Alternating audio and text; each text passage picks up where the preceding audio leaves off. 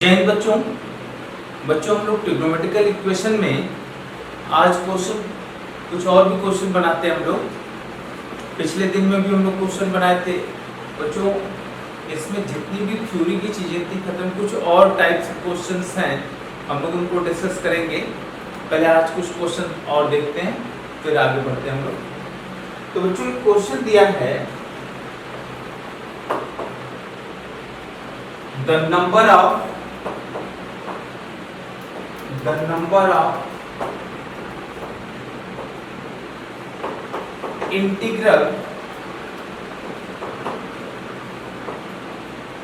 integral value of a for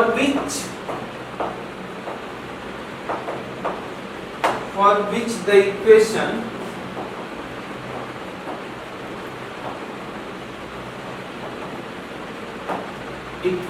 cos of 2x plus a sin of x is equal to 2a minus 7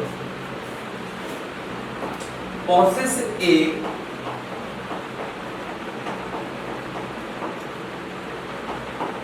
solution is। बच्चों हमसे बोला गया the number of integral value of a for which the equation cos of 2x plus a sin x is equal to 2a minus 7 possess a solution।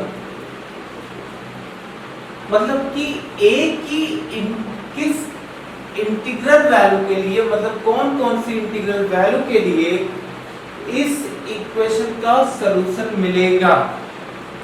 ए की कौन कौन सी integral value लिखें, किस question का हमें सलूशन मिलेगा। बच्चों एक बात ध्यान रखना कि हमसे क्वेश्चन पूछा नंबर ऑफ इंटीग्रल वैल्यू, तो हमें बल्कि ये नहीं बताना है कि कौन कौन सी वैल्यू होगी, बल्कि ये बताना है नंबर ऑफ वैल्यू कितनी होगी, मतलब उन वैल्यू को काउंट करना है। तो लेकिन पहले वैल्यू निकालते हैं फिर इनको काउंट किया जाए। तो बच्चों क्वेश्चन है cos of 2x plus a sin x is equal to 2a minus 7। यहां से हमें वैल्यू ढूंढनी है x की, सॉरी a की। इनको बच्चों एक काम करते हैं, सबको एक जैसा बना दो पहले। जैसे साइन में है तो cos 2x को भी हम लोग साइन में कन्वर्ट कर देते हैं। अच्छा, साइन को अगर cos में कन्वर्ट करेंगे तो अंडर रूट में आने लगेगा, तो बेटर है सबको साइन में ही कर लें। तो बच्चों यहाँ से हम लोग cos 2x को 1 minus 2 sin square x plus a sin x is equal to 2a minus 7 लिखा जा सकता है। अब देखो ये value -2 sin square x plus a sin x -2a -7 बेटा इधर उठा लो तो प्लस 8 इज इक्वल टू 0। ये मिल गया बच्चों। माइनस से डिवाइड मल्टीप्लाई कर लो, बोथ साइड माइनस से मल्टीप्लाई करोगे तो हमारे पास हो जाएगा sin square x minus a sin x, यहां से कितना हो गया plus 2a minus 8 equal to 0। ये मिल गया अपना sin square x minus a sin x plus 2a minus 8 equal to 0। बच्चों ये एक साइन का क्वाड्रेटिक इक्वेशन मिल गया हमें। अब यहां से sin x की वैल्यू निकालते हैं हम लोग श्रीधराचार्य साहब को फॉर्मूला यूज कर sin x की वैल्यू निकालते हैं। तो बच्चों sin x की वैल्यू sin x is equal to क्या होगा, माइनस b a हो गया plus minus under root b square, कितना हो गया माइनस a का स्क्वायर a हो जाएगा, a स्क्वायर माइनस 4a की जगह 1 है, c कितना है 2a minus 8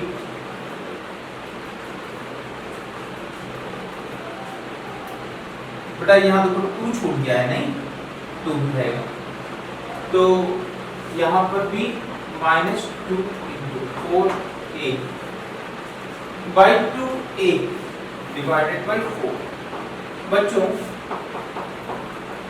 sign of x is equal to देखो a plus minus under root, यहाँ देखना ध्यान से, a स्क्वायर माइनस 4 × 2 8 का मल्टीप्लाई करो 16a माइनस 1 प्लस 64 बाई 4 दिख रहा है बच्चों। बेटा यहां से मिल गया sine of x is equal to a plus minus, बच्चों ये under root a square a minus 8 का होल स्क्वायर लिखा हुआ है डिवाइडेड बाई 4। बच्चों इधर से हम इस वैल्यू को हटा रहे हैं,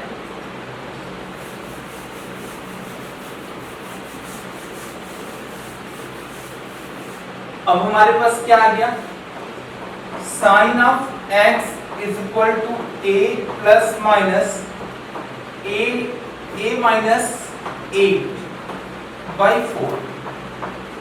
दिख रहा है बच्चों, यहां से एक value a plus a minus 8 है बाई 4 है, और एक वैल्यू a माइनस 8 बाई 4 लिखी गई है। तो बच्चों यहां से दो चीजें, एक बार sine of x is equal to a plus a minus 8 by 4, और एक बार sine x is equal to a minus 8 by 4। बच्चों sine of x is equal to a plus a 2a minus 8 by 4, और यहां से sine x is equal to minus से cancel 8 by 4, this value is the 2। Sine x की value कितनी मिल गई बेटा 2। यहां से देखो 2 से बच्चों को डिवाइड कर लें, तो यहां से sine of x is equal to a minus 2, a minus कितना होगा 2, a माइनस 4 होगा, नहीं a माइनस 4 बाई 2, ये ध्यान 2 से डिवाइड कर ली। बच्चों sin x is equal to 2, this is not possible, ये वैल्यू पॉसिबल नहीं है। तो बच्चों हमारे पास sin x की वैल्यू क्या मिल गई, a माइनस 4 बाई 2। अब देखते हैं बेटा हम लोग इनको फिर से हटाते हैं।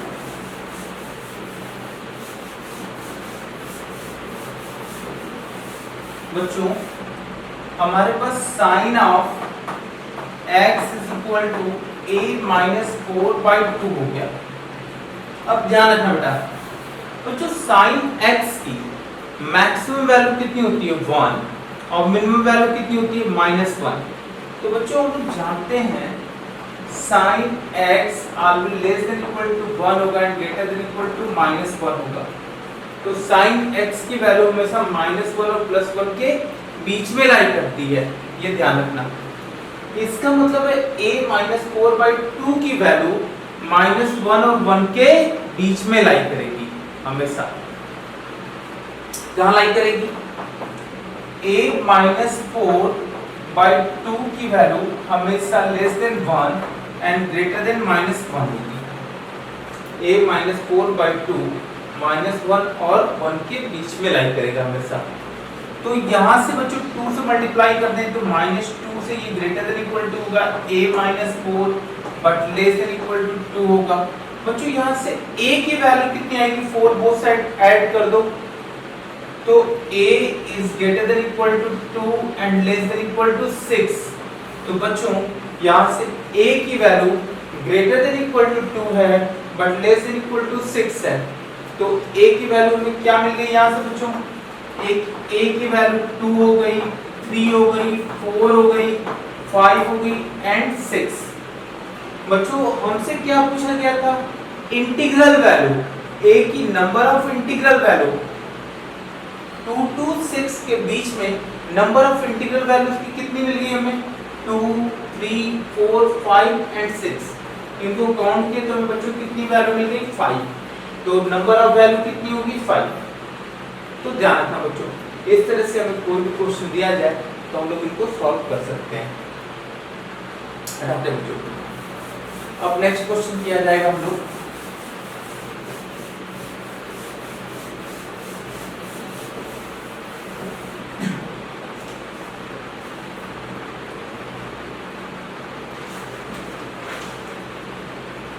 देखो एक क्वेश्चन है, द इक्वालिटी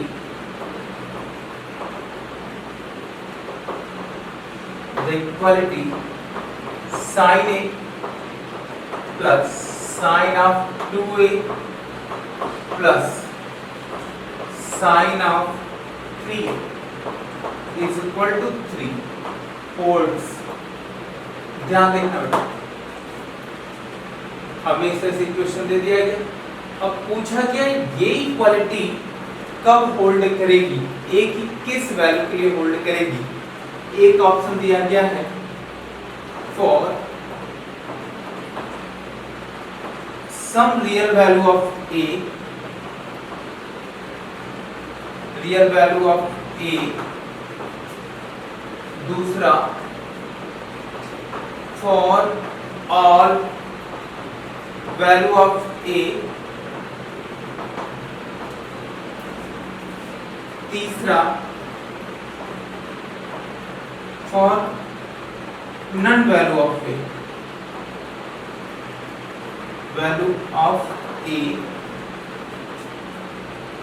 चौथा for one value of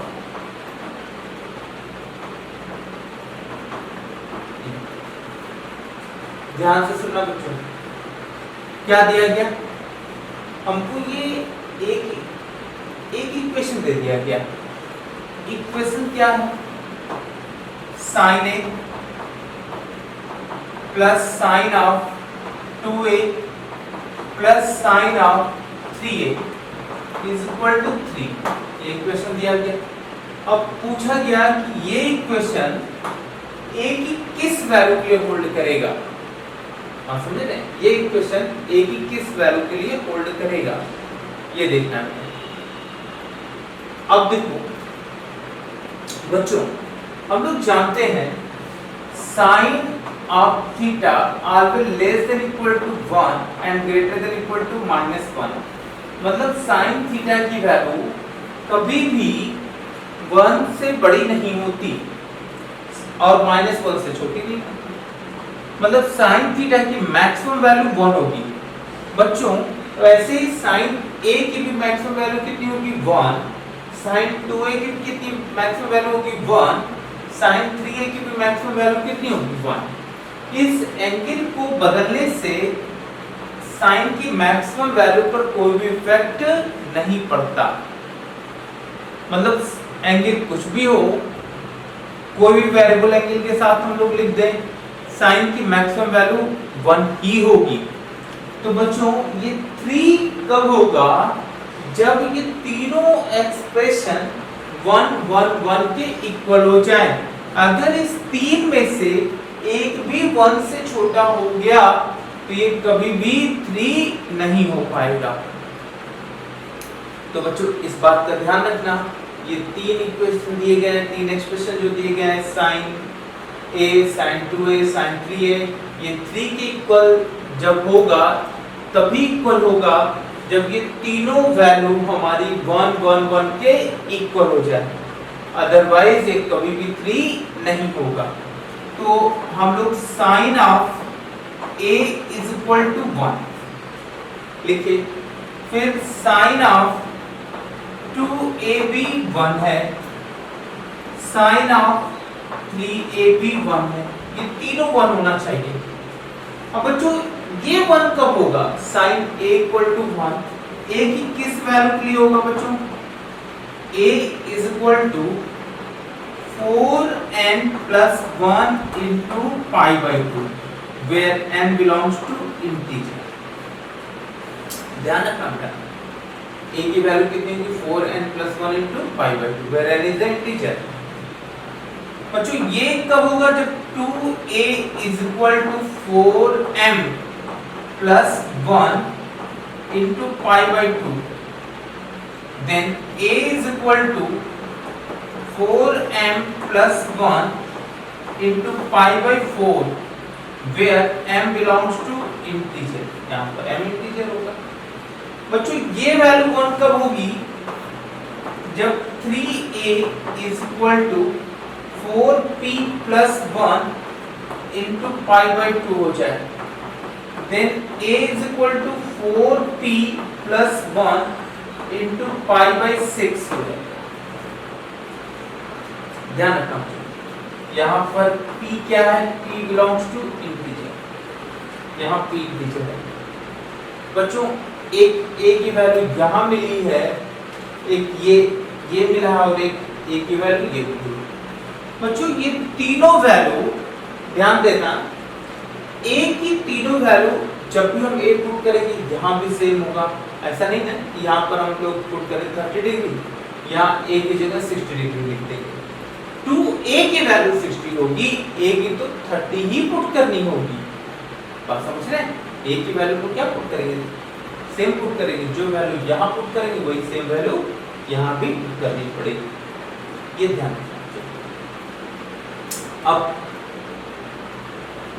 बच्चों अगर ये तीनों a आपस में इक्वल हो जाए तो देखते हैं कब होंगे तीनों a आपस में इक्वल। ये है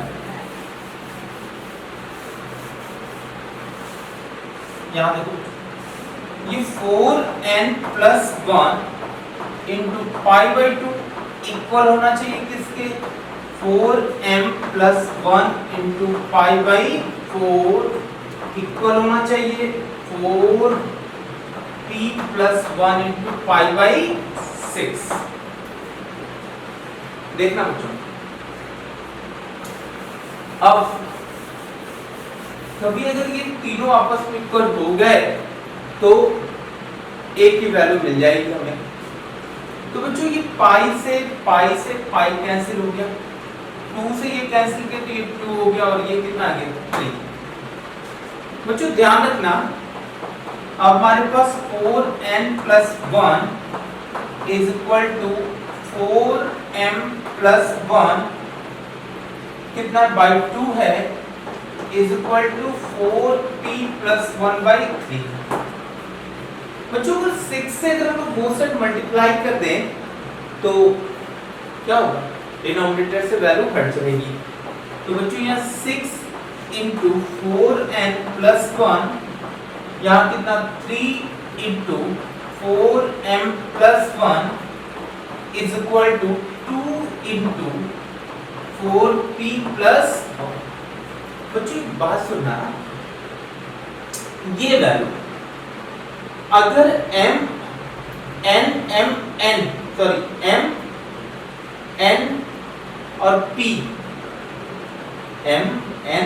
p की किसी इंटीग्रल वैल्यू के लिए अगर ये तीनों आपस में इक्वल होंगे तभी sin a plus sin 2a plus sin 3a 3 के इक्वल होगा।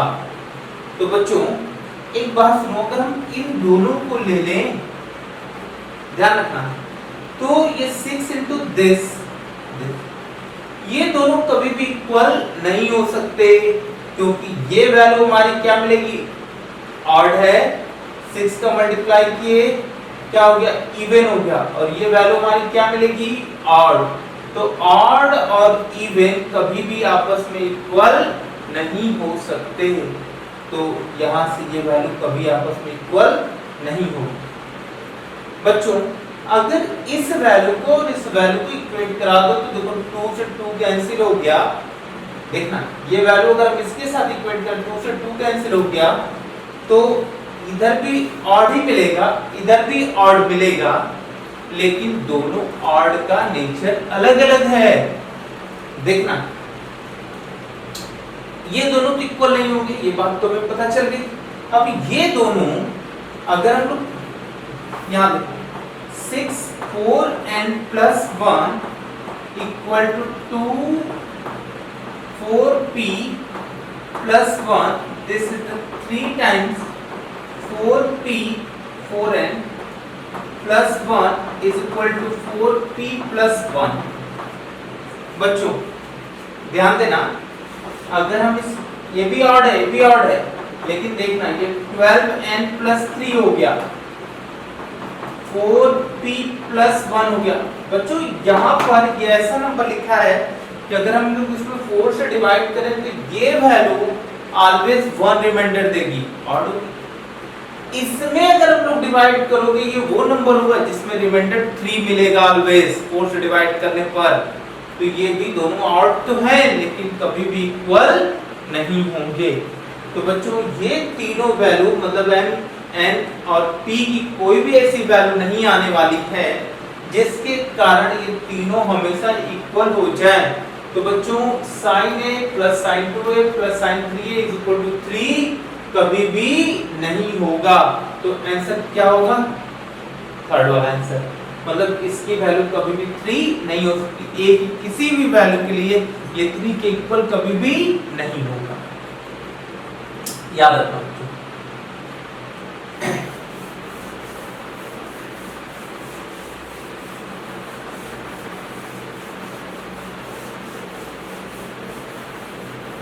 चलो आगे चलते हैं।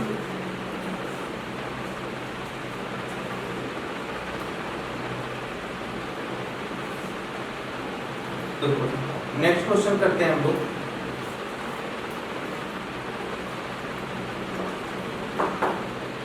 The equation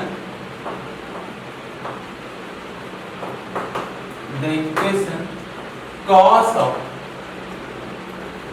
√2 plus 1 by 2 x into cos of √2 minus 1 by 2 x equal to 1 has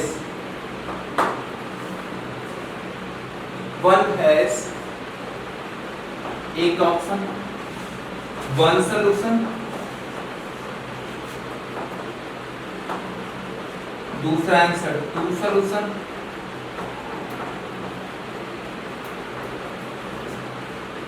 तीसरा answer infinite solution,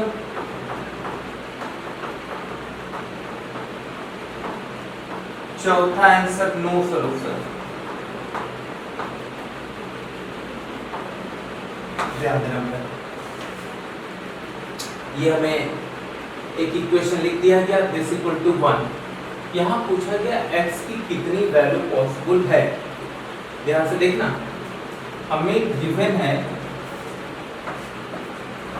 cos of √2 plus 1 by 2 x into cos of √2 minus 1 by 2 x is equal to 1।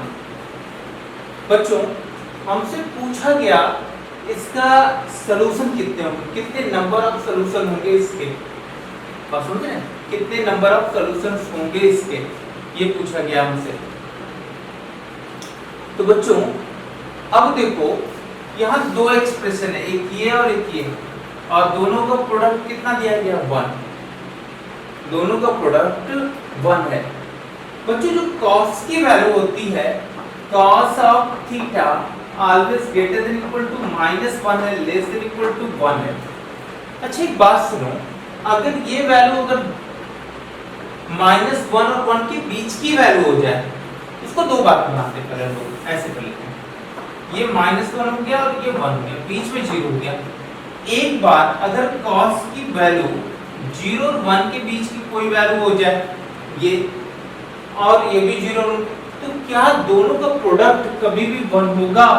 दो 1 से छोटे number और 0 से बड़े number का product कभी भी 1 के इक्वल नहीं होगा। ऐसे ही बच्चों अगर दोनों को -1 और 0 के बीच में ले लें तब भी प्रोडक्ट 1 नहीं हो सकता। अच्छा ये तो कभी नहीं हो सकता कि एक इसके बीच में जाए, किसके बीच में, क्योंकि एक पॉजिटिव एक नेगेटिव, तब तो एकदम नहीं होगा, नेगेटिव आने लगेगा। हाँ बच्चों, लेकिन ये 1 तभी होगा जब ये नंबर भी 1 हो जाए और ये नंबर भी 1 हो जाए, तो ये क्या हो जाएगा? 1 हो जाएगा। अच्छा ऐसा भी हो सकता है कि ये नंबर हमारा -1 हो जाए और ये नंबर भी हमारा -1 हो जाए, दो -1 का मल्टीप्लाई करें तो 1 हो जाएगा। आ रही बात समझ बच्चों? एक बार ये 1 हो जाए और ये 1 हो जाए तब भी 1 होगा, एक बार ये -1 हो जाए और ये भी -1 हो जाए तब भी 1 होगा। तो बच्चों यहाँ दो चीजें होंगी,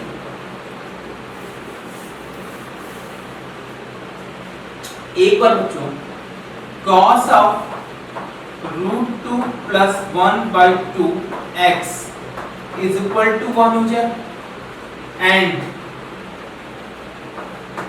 cos ऑफ √2 माइनस 1/2 x ये भी 1 हो जाए। एक बार दोनों 1 के इक्वल हो जाए, अरे बस, और एक बार दोनों -1 के इक्वल हो जाए, मतलब cos ऑफ √2 प्लस 1/2 x कितना हो जाए, -1 हो जाए, और cos ऑफ √2 माइनस 1/2 x भी -1 हो जाए। ध्यान रखना बच्चों,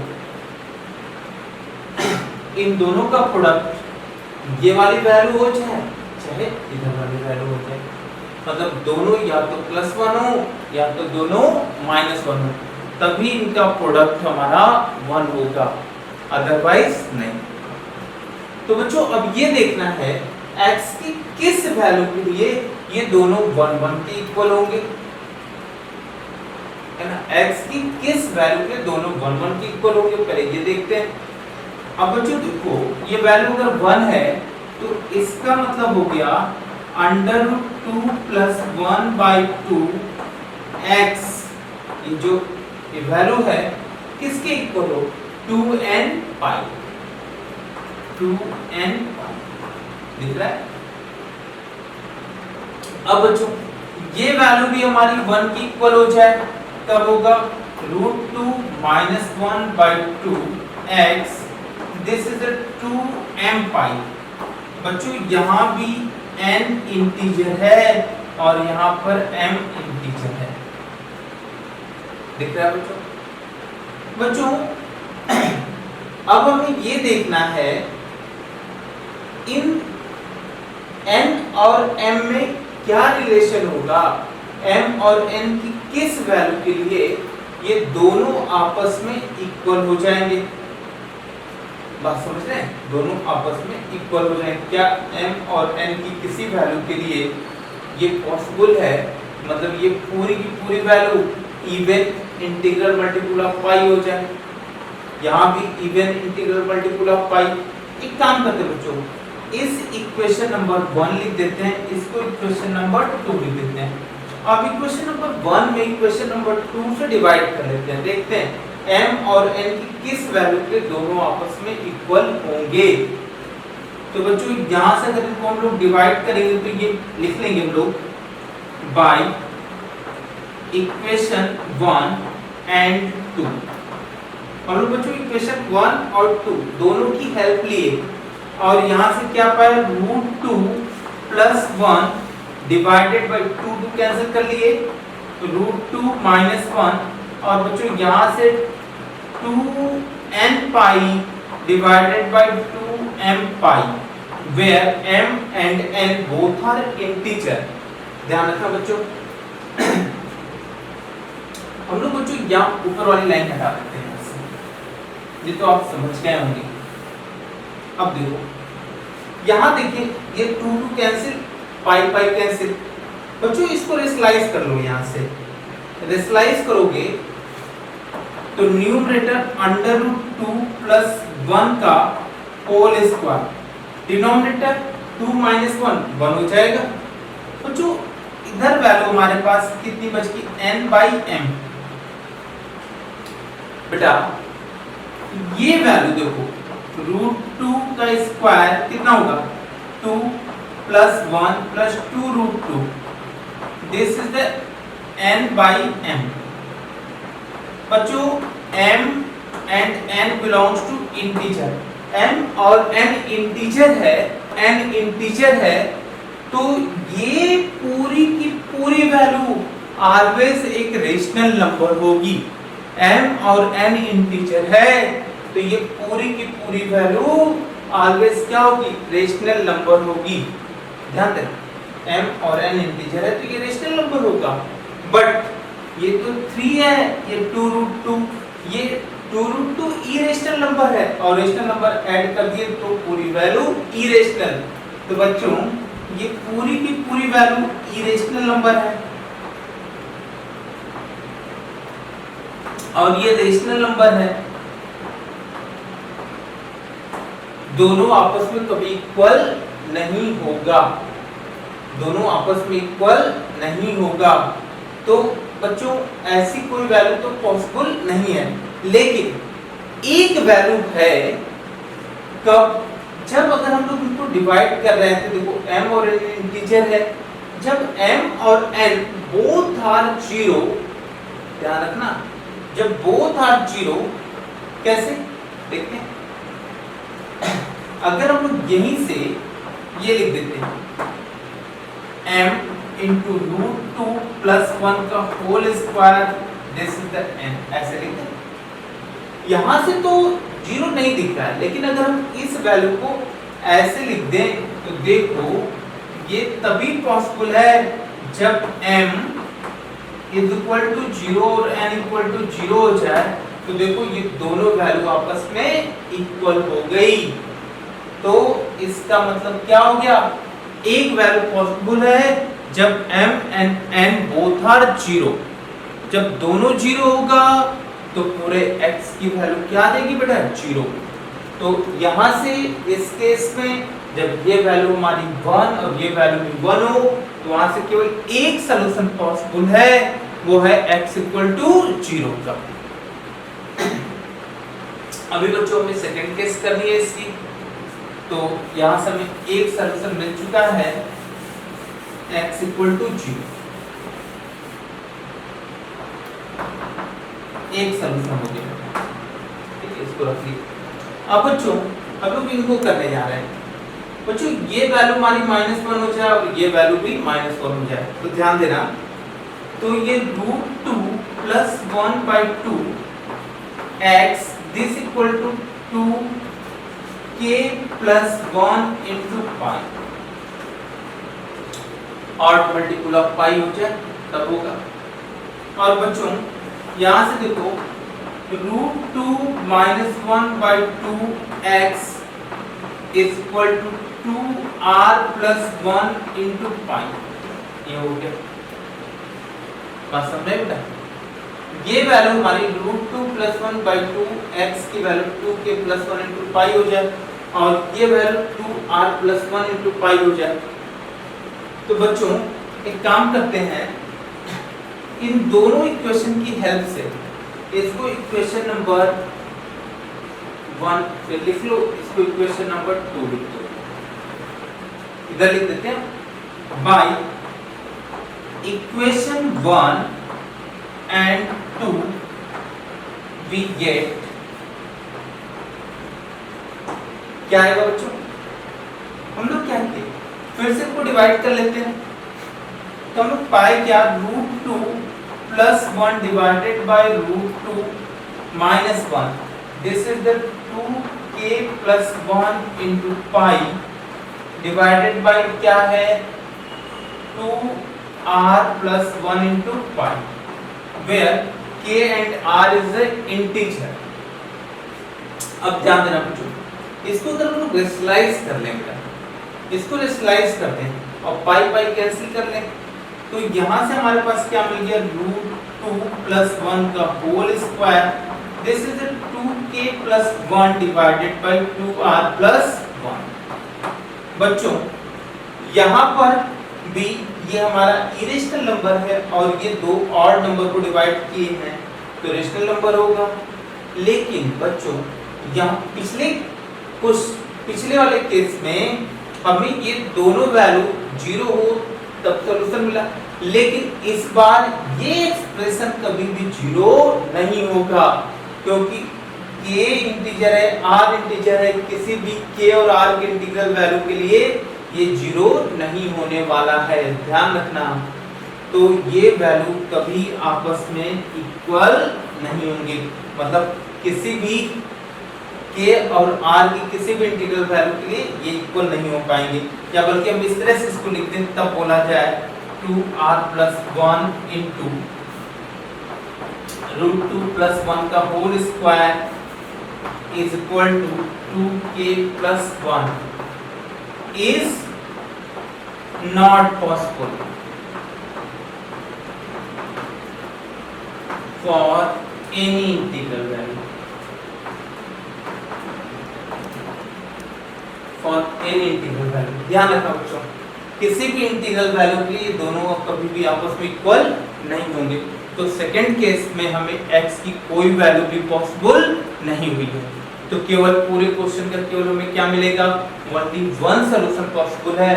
वो कौन सा सॉल्यूशन होगा, x = 0। तो इसका क्या होगा बेटा, वन सॉल्यूशन। इसको ध्यान रखना बच्चों। नेक्स्ट करते हैं हम लोग।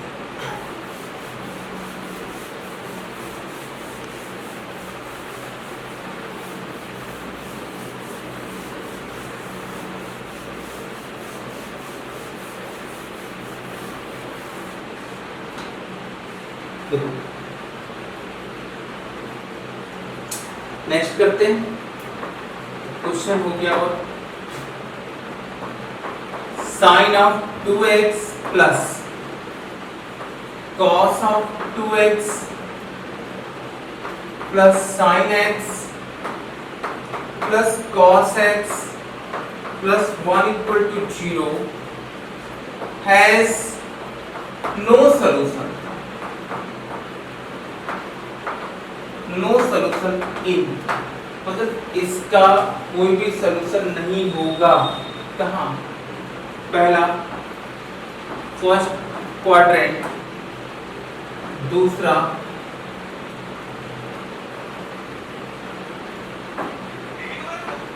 सेकेंड क्वाड्रेंट,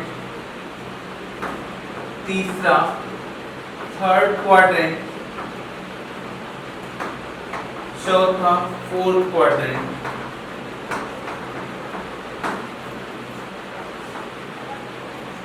बच्चों क्वेश्चन में क्या दिया गया है, एक इक्वेशन दे दिया गया है, ठीक है, sin 2x plus cos 2x plus sin x plus cos x plus 1 = 0। बोला गया इस इक्वेशन का हमें कोई भी सलूशन नहीं मिलेगा। किस क्वाड्रेंट में ढूंढना है, किस क्वाड्रेंट में हमें कोई भी सलूशन नहीं मिलेगा। इस इक्वेशन का हमें किस क्वाड्रेंट में एक भी सलूशन नहीं मिलेगा। चलो तो देखते हैं हम लोग। इस बार सलूशन नहीं निकालना है बल्कि बताना है किस क्वाड्रेंट में सलूशन नहीं मिलेगा। तो देखते हैं, sin of 2x plus cos of 2x plus sin x plus cos x plus 1 = 0। एक काम करते बेटा, 1 और प्लस cos of 2x को बच्चों एक साथ लिखिए ऐसे, ठीक है, और प्लस sin of 2x और sin x को एक साथ लिखिए और ये cos x = 0। बच्चों ये 1 + cos 2x को cos 2x का डबल एंगल फार्मूला ऐसा यूज करें ताकि 1 कैंसिल हो जाए। तो बच्चों cos 2x की जगह पर 2 cos² x - 1 से रिप्लेस कर सकते हैं। किसको, cos 2x को 2 cos² x - 1 से। तो बच्चों यहां से जब इसको रिप्लेस कर दोगे ये वैल्यू क्या हो जाएगी, 2 cos² x हो जाएगी। ध्यान रखना बच्चों। और यहां से sin 2x की value 2 sin x * cos x होगी, ठीक है। और बच्चों ये plus sin of x plus cos of x = 0। बच्चों ये वैल्यू और ये cos x को एक साथ ले लो, इन दोनों वैल्यू से cos x को कॉमन ले लेते हैं। तो यहाँ से 2 cos x plus 1 बचेगा, बच्चों इन दोनों वैल्यू से sin x को कॉमन ले लो, तो यहां से भी 2 cos x प्लस 1 बच गया इक्वल टू 0। बच्चों एक काम करते हैं, 2 cos x प्लस 1 इन दोनों एक्सप्रेशन से कॉमन ले लेते हैं, तो 2 cos of x plus 1 into cos x plus sin x is equal to 0। देखा है बेटा, 2 cos x plus 1 into cos x plus sin x is equal to 0। अब इन दोनों का प्रोडक्ट हमारा 0 आ गया, दिस इनटू दिस, दोनों का प्रोडक्ट क्या है 0। बच्चों ये तभी पॉसिबल है जब ये एक्सप्रेशन 0 हो जाए या ये एक्सप्रेशन 0 हो जाए, दोनों में से कोई एक 0 हो, दोनों 0 हो जाए। तो बच्चों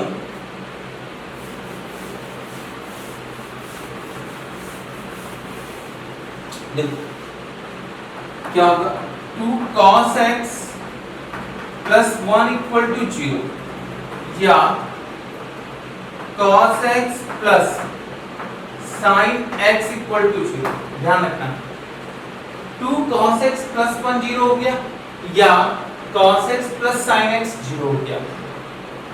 आप समझ रहे हैं? यहां से बच्चों cos ऑफ x की वैल्यू क्या मिलेगी -1/2, ध्यान रखना, और यहाँ या sin x is equal to minus cos of x and tan x is equal to -1। बच्चों cos x की वैल्यू कितनी होगी -1/2 और tan x की वैल्यू कितनी होगी -1।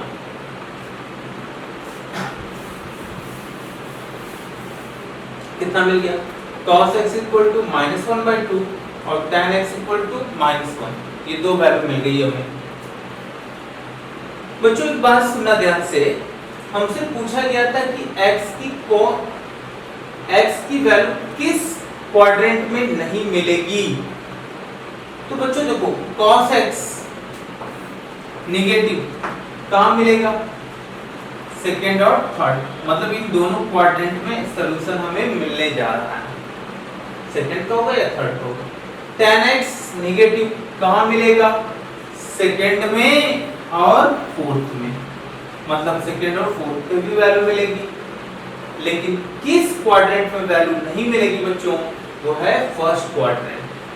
फर्स्ट क्वाड्रेंट में कभी भी सॉल्यूशन नहीं मिलेगा, तो आंसर कौन सा हो गया, फर्स्ट क्वाड्रेंट। क्या पूछा गया था कि सॉल्यूशन न मिले तो किस में नहीं मिलेगा, फर्स्ट क्वाड्रेंट। ध्यान रखना।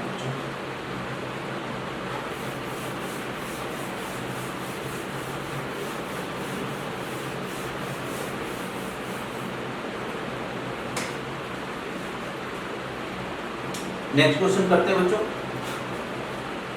लिखा है number of solutions the number of solutions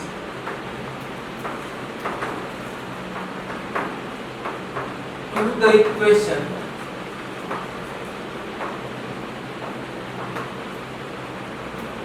tan x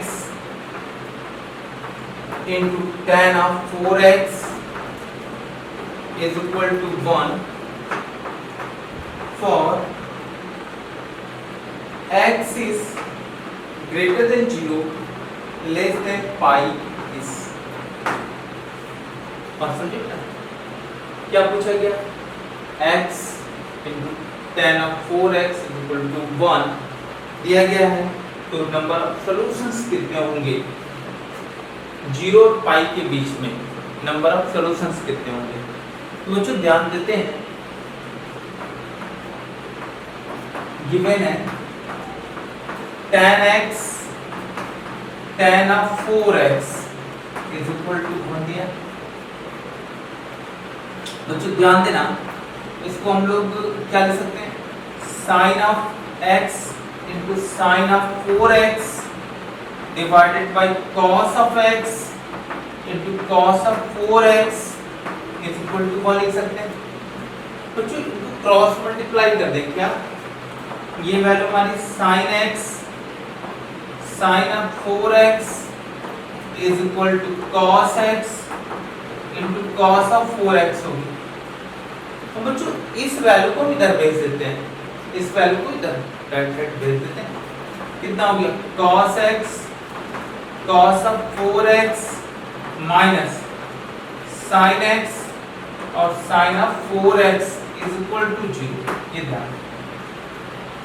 अब बच्चों यहां से हम लोग फार्मूला लगा सकते हैं, ये cos a cos b minus sin a into sin b। तो then this value is the cos of x plus 4x is equal to 0। बच्चों यहां से हमें क्या मिल गया cos of 5x is equal to 0। अब बच्चों यहां से x की वैल्यू फाइंड करनी है, तो cos 5x equal to 0 इसका मतलब 5x is equal to 2n plus 1 into pi by 2, where n is an integer, then x is equal to 2n plus 1 into pi by 10, where n belongs to integer। बच्चों ध्यान रखना, यहाँ n की integral value लिखेंगे हम लोग और x की वैल्यू हमें मिलती चली जाएगी। यहाँ पर n की वैल्यू लिखते जाएंगे, x की वैल्यू मिलती चली जाएगी। अब ध्यान रखना बच्चों,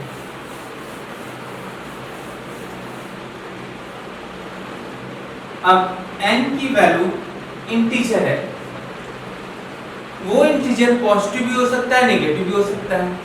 लेकिन बच्चों हमसे पूछा गया था number of solution in the interval 0 और पाई के बीच में, x के ऐसी कितनी वैल्यू पॉसिबल है जो 0 और पाई के बीच में होगी।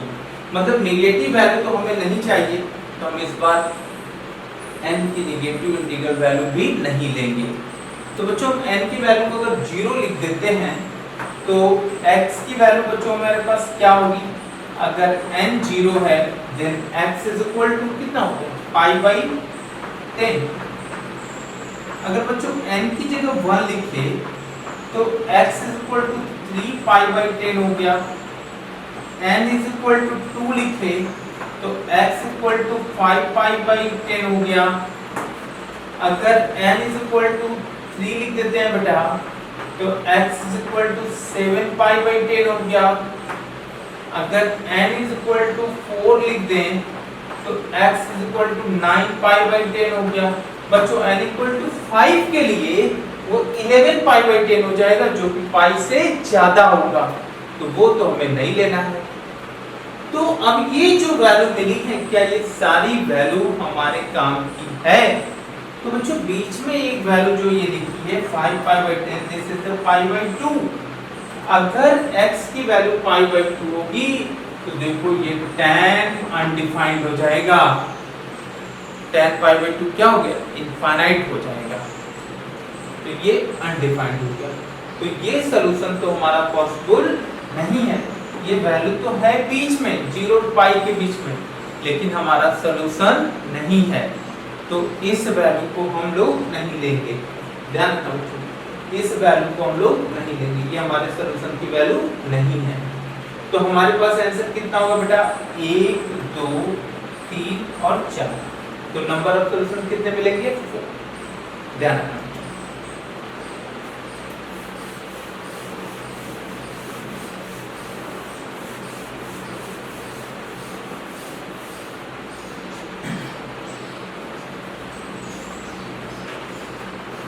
अगला क्वेश्चन करते हैं बच्चों।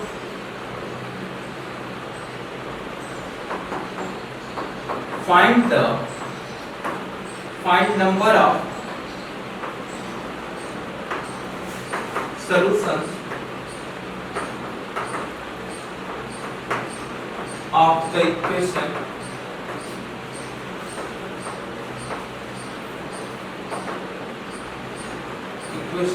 tan of 4x is equal to root 3 in close interval 0 to 3 pi by 2। ध्यान रखें, ये x की वैल्यू दी गई है 0 3 pi by 2। मतलब बच्चों हमसे पूछा गया है tan of 4x equal to root 3, x की कितनी वैल्यू के लिए 0 और 3π/2 के बीच में x की कितनी नंबर ऑफ वैल्यू है जिसके लिए रूट 3 के इक्वल होगा। तो बच्चों बहुत ही ध्यान से देखना, जैसे अगर हम आपको दे देते tan of x equal to root 3 दे देते और बोलते 0 और पाई के बीच में कितनी वैल्यू पॉसिबल है, तो 0 और पाई का मतलब क्या होगा बेटा, 0 से पाई फर्स्ट और सेकंड क्वाड्रेंट आ गया, और tan रूट 3 पॉजिटिव किस क्वाड्रेंट में है, फर्स्ट। तो फर्स्ट में, तो फर्स्ट कितनी बार यहाँ फर्स्ट क्वाड्रेंट कितनी बार इसमें कवर किया है, एक बार, तो यहाँ कितना नंबर ऑफ सॉल्यूशन होगा, एक। अगर बच्चों यहीं पर अगर हम आपको दे देते 0 to 2 पाई, तो इस बार क्या होता है 0 to 2 pi, first second third fourth, चारों क्वाड्रेंट हम लोग कवर कर लिए, सारे क्वाड्रेंट एक एक बार आए हैं। अब यहाँ से पूछा जाए इसका नंबर ऑफ सॉल्यूशन, तो tan रूट 3 लिखा है, तो ये पॉजिटिव किस क्वाड्रेंट में होगा, फर्स्ट और थर्ड में, दोनों आ गया है एक एक बार, तो एक सॉल्यूशन यहाँ का मिलेगा, एक सॉल्यूशन यहाँ का, तो दो सॉल्यूशन हो गया। अगर बच्चों यहीं पर ये दिया जाता 0 to 3 पाई, तो 0 to 3 पाई का मतलब क्या हो गया, तो 0 से 2 पाई की वैल्यू और पाई, और यहाँ तक 0 से 2 पाई और पाई, और यहाँ तक आ गए हम लोग। तो बच्चों ये पूरी वैल्यू टोटल कितनी वैल्यू 0 to 3 पाई में सारे क्वाड्रेंट हैं, लेकिन दो क्वाड्रेंट दो बार हैं, कौन कौन से, फर्स्ट और सेकेंड। अब यहाँ से नंबर ऑफ सॉल्यूशन पूछेगा, तो 0 to पाई पर कितने थे, दो थे, एक बार और आगे मतलब फर्स्ट क्वाड्रेंट में दो बार सॉल्यूशन मिलने जा रहा है, दो बार हम आए, तो दो बार यहाँ मिलेगा और एक बार यहाँ, तो टोटल 3 सॉल्यूशन हो गए। अब इस क्वेश्चन को बनाते हैं बच्चों, ध्यान रखना कैसे बनेगा। हमें यहां बच्चों गिवन है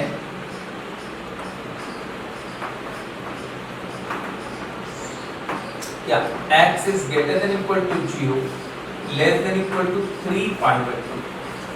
हमें किसकी वैल्यू देखनी, 4x के बारे में, तो 4 का बच्चों हम मल्टीप्लाई कर देते हैं, 4x क्या होगा, greater than equal to 0 less than equal to 6 pi, ये 4x हो गया बच्चों। 4x की वैल्यू 0 और 6 पाई के बीच में लाई कर रही है, आप समझ रहे हैं, मतलब अब हमें ये tan of 4x is equal to root 3 लिखा हुआ है बच्चों। अगर हम लोग यहाँ पर लेट कर लें 4x is equal to theta, so then tan of theta is the root 3 where theta is greater than equal to 0 less than equal to 6 pi।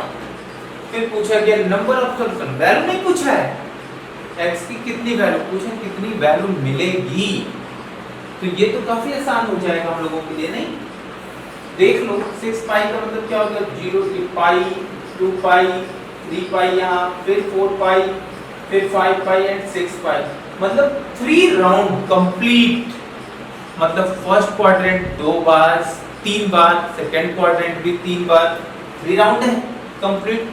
तो फर्स्ट क्वाड्रेंट 3 बार है, सेकंड क्वाड्रेंट 3 बार है, थर्ड क्वाड्रेंट 3 बार है और fourth quadrant 3 बार है। ये positive है तो कहाँ मिलेगा, फर्स्ट क्वाड्रेंट और थर्ड क्वाड्रेंट में।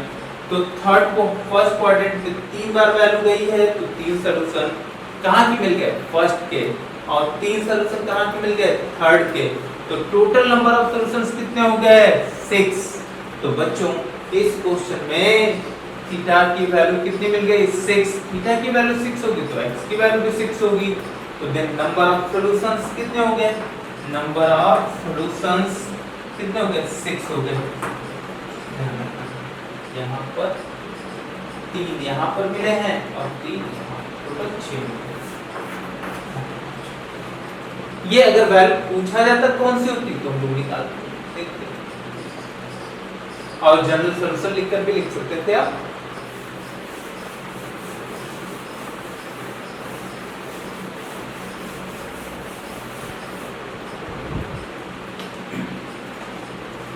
चलो हम लोग अगला एक क्वेश्चन करते हैं।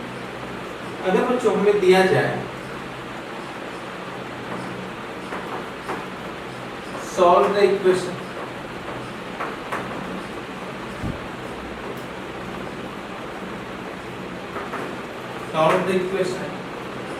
tan of 5 theta is equal to tan of 3 theta। हमें इस इक्वेशन को सॉल्व करना है। tan of 5 theta की वैल्यू कितनी है? tan of 3 theta के इक्वल। देखो tan of 5 theta is equal to tan of 3 theta। यहां से बच्चों हम लोग 5 थीटा इज इक्वल टू क्या लिख सकते हैं? 5 थीटा इज इक्वल टू कितना होगा? n पाई प्लस 3 थीटा लिखा जा सकता है। n pi plus 3 theta. ध्यान अब 3 थीटा इधर ले आओ तो कितना हो गया? इस वैल्यू को इधर ले आए, वैल्यू कितनी होगी? 2 theta is equal to n pi, where n is the integer बच्चों, but theta is the n pi by. अब देखो थीटा की वैल्यू बच्चों हम लोग क्या लिख दिए? n pi by 2, where n is the integer. बच्चों क्या पॉसिबल है? तो अब सुनते हैं बच्चों, अगर यहाँ पर थीटा की वैल्यू को आप अगर ऑड नंबर लिख दोगे, जैसे 1 लिख दिए तो पाई बाई 2, बच्चों यहाँ tan ऑफ 3 पाई बाई 2 और ये tan ऑफ 5 पाई बाई 2, तो ये तो अनडिफाइंड हो गया। इनवैल्यूबली कॉस 0 हो जाएगा, तो ये वैल्यू अनडिफाइंड, मतलब 1/0 का फॉर्म आने लगा। ये तो इक्वल हो नहीं सकते। तो बच्चों यहाँ बहुत ही ध्यान देना है आपको। अब ये आंसर हम लोग अब रिपोर्ट नहीं कर सकते, मतलब n की सारी इंटीग्रल वैल्यू के लिए ये पॉसिबल नहीं है। n की केवल इवन इंटीग्रल वैल्यू के लिए पॉसिबल है, मतलब हमारा जो आंसर होगा थीटा इज इक्वल टू, अगर 0 लिखेंगे तब भी पॉसिबल है, 0 हो जाएगा। थीटा इज इक्वल टू 2 लिखेंगे तब भी पॉसिबल है, पाई हो जाएगा। लेकिन पाई बाई 2 आंसर नहीं होगा क्योंकि ये अनडिफाइंड हो जाएंगे। ये ध्यान रखना है। ऐसे क्वेश्चन ये थोड़ा सा हमारे लिए अलग तरह के क्वेश्चन है, ध्यान रखना। यहाँ पर और थीटा इज इक्वल टू, अगर n की वैल्यू को अगर हम लोग क्या लिखते हैं? थीटा अगर n की वैल्यू को 4 लिखेंगे तब पॉसिबल है, 2 पाई पॉसिबल है, theta is equal to 3 pi possible है। केवल इवन इंटीग्रल, नेगेटिव में भी वैल्यू पॉसिबल है, थीटा इज द -5 पॉसिबल है, theta is the -2 pi possible है, मतलब इस तरह से वैल्यू मिलेगी। तो बच्चों अगर हम लोग आंसर देना चाहें तो this is the k pi लिखते हैं, where k belongs to integer. ये आंसर होगा। आंसर हम लोग theta equal to n pi by 2 नहीं रिपोर्ट करेंगे, आंसर हम लोग क्या रिपोर्ट करेंगे? Theta is equal to k pi, where k is the integer. ये ध्यान रखना।